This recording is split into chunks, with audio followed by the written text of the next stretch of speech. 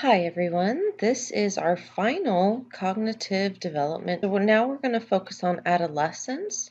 And of course, if we're talking about cognitive development, that means that we will talk about Piaget. So let's do a little review of where we've come in terms of Piaget's theory.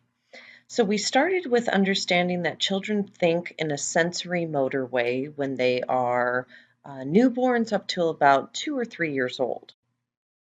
And their ability to think is primarily through their senses and their motor capabilities. Well, then they get a little bit older, they're maybe preschool age, and you want to think about their thinking being still limited at that age. They're egocentric, and again, they have a hard time fully understanding others' perspectives. Then, at about elementary age, children are concrete thinkers. They're more logical, they're more flexible, but they still need concrete evidence in front of them to really understand concepts. And now, children or anyone older than the age of 11 are formal operational thinkers. So that means that you now have the capacity for abstract thinking, scientific thinking. You no longer need something right in front of you to understand it. You can take the evidence given to you and come up with a solution. At this thinking stage, you are able to do more internal reflection. And that's where, if you think about college, a lot of it is reflecting on your experiences or reflecting on research. And this age, adolescents start to understand that there's not only one approach or one possibility. Sometimes there's infinite. And they'll get deeper into, what is the meaning behind things that maybe they've believed their whole lives. So, do we all reach this formal operational stage of thinking? Well, no. They think that, again, if you're able to be abstract or to think systematically, it's because you've had a lot of guidance and a lot of practice. So, without that, some people may not display those formal operations. And again, it's many times taught in schooling. So, if maybe someone did not continue their schooling or were not too involved in their schooling, they may not have a lot of practice or experience with that formal operational way of thinking. Okay, so now I want to challenge you to try to do this problem on your own before you get to the answer slide. But four good friends, Anne, Billy, Carla, and David, A, B, C, and D, want to know how many combinations of themselves can go to a school dance. They could all go, that's one way. Anne and Billy could go, that's another way. And Billy and Carla could go, that's another way, right? So each possibility must include at least one of the teens. So how many total possibilities are there?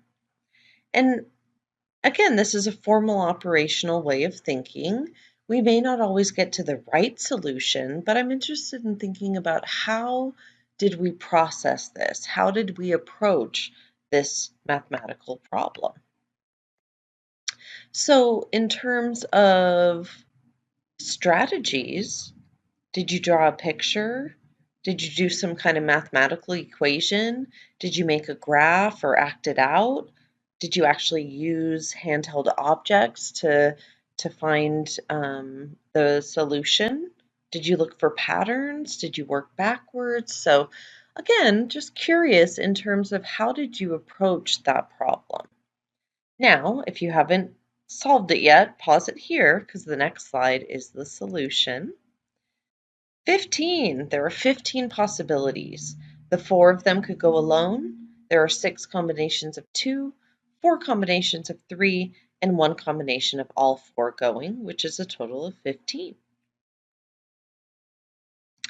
So hypothetico-deductive reasoning is very similar to something you might have seen growing up, where you start with a theory, you come up with hypotheses, you test those hypotheses, and you get your solution. Well, I'm going to skip forward quickly to show you. Yes, you've seen that before, and even as early as elementary school, right? The scientific method. Ask a question, come up with hypotheses, conduct your experiment, analyze the results, and make a conclusion. So, with young children, they are concrete, right? So they have to begin with reality and then proceed to what is possible. Here, we can begin with any possibility, right? Because we are going to do the necessary steps to find out if it really is a possibility in terms of reality. So let's look at how Piaget approached this. He did a pendulum problem, and he wanted to know, how long the string would keep um, swaying. And what variable influenced that sway? Was it the length? Was it the weight of the object? Was it how high you raised it? Or was it how forcibly you pushed it? So they would test each factor one at a time, separately, combined. Well, what they ended up finding out was really it was only the string length that made the difference. It wasn't the weight, it wasn't the pressure, it was how long the string was and how much tension it had to go back and forth. Another term that Piaget refers to is propositional thinking. We can evaluate what someone says, right, or reading something that someone provides us. And again, when we're young, we can only relate that to things that we've experienced before. But now, as formal operational thinkers, we should be able to come up with a solution. So here's another good time to think of this example before going to the next slide and coming up with your own solution. But let's say someone was asked the following propositional task and asked, is this true, false, or uncertain? Premise one or fact one, all animals are purple. That's a fact. Premise two, a frobe is purple. Therefore, can we conclude that a frobe is an animal? So is that true, false, or uncertain? So again, pause here if you don't want to know the solution yet. Well, the solution is uncertain. A frobe might be an animal, but it could also be a purple thing that's not an animal, right? We weren't given enough information to come up with a true or false statement. Instead, it's uncertain. And now let's look at a few terms in terms of adolescent egocentrism. We have imaginary audience, invincibility fable, and personal fable. So, imaginary audience is the teenage belief that everyone is looking at them, everyone's concerned about them, feeling like they're always on stage. So, they might be self conscious about having a blemish or a pimple, about their hairstyle, about their clothing, right? Feeling others could be looking at them and judging them, even though most people are kind of usually concerned about themselves. Invincibility fable is thinking they're invincible. They don't think death will occur unless it's meant to be. So they don't worry about typical issues like driving too fast or having unprotected sex or doing drugs, because when you remove that fear and believe you're invincible, it then removes the desire to control what happens, right? Because you kind of think that everything is already mapped out. And personal fable is very similar to invincibility. You think you're special and unique, and that won't happen to me. But you also develop this inflated opinion of your own importance. Others can't possibly understand what you're going through. It's only unique to you. And we all know that yes, timing changes and circumstance, but even parents have been through adolescence. Now, what do we gain in information processing at this age? We can be more selective in our attention. We are more strategic. our knowledge. We can go to, again, to strategies. What strategies do you use in terms of math? And our working memory is improving. So we have a lot to work with us at this age. It's whether or not we want to actually use it. And again, it takes work. So, school transitioning can help adolescents, I'm sorry, can hinder adolescents at this age because there's higher standards and typically less support. So, the more we transition, the more adolescents will have a difficult time. If you think about it, a lot of teens will transition from elementary to junior high and then junior high to high school. Well, what if their parents are also moving because of work and, it's going to become more difficult. So we see that in terms of why a teen might be truant, well, even a well-adjusted teen might be truant or have, issues. But typically, if they have academic problems, mental health problems, and when they're combined, is when they are, again, missing a lot of school.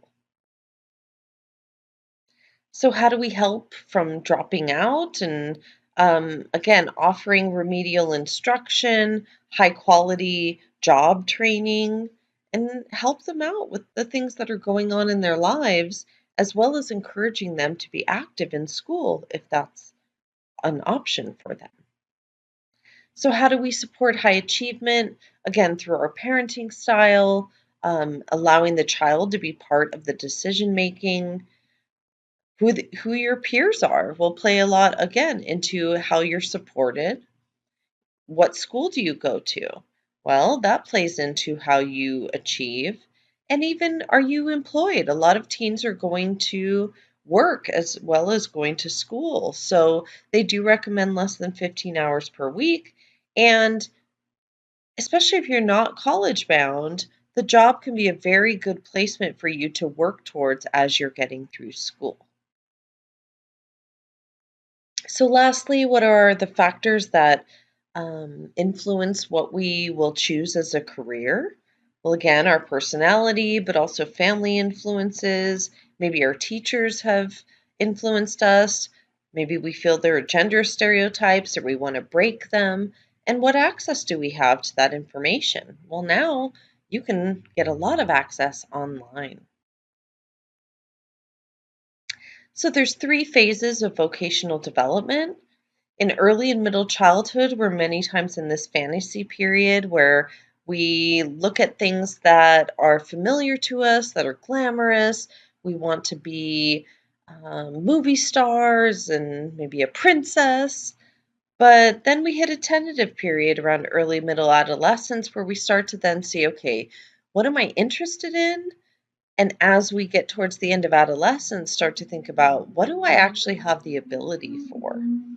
Then we hit that realistic period and we start to narrow our options.